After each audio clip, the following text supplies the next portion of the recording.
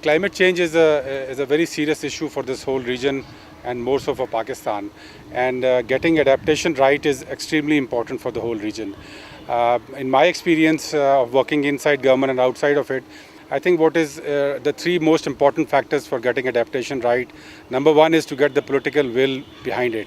That's extremely important to make sure that all the stakeholders fully understand what are the costs of adaptation and what are the costs of not adapting to climate change. And when that happens, I think it does make a big difference. I'll give a very small example of Pakistan in which one political party took up this issue, and because it understood the issue correctly, we have had allocation of funds for a very large project called the Billion Tree Tsunami, which is now an acclaimed project under the Bond Challenge. It was one of the forestry leaders in the COP21, and it is helping Pakistan mitigate climate change as well as adapt to climate change.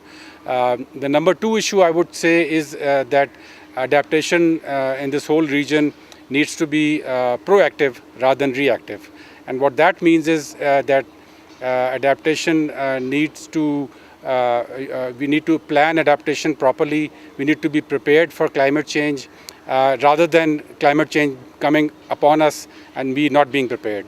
As we heard today and this morning also, that if we spend $1 adapting correctly to climate change, that saves us $7 in terms of money, in terms of the risk that we avert by being properly prepared.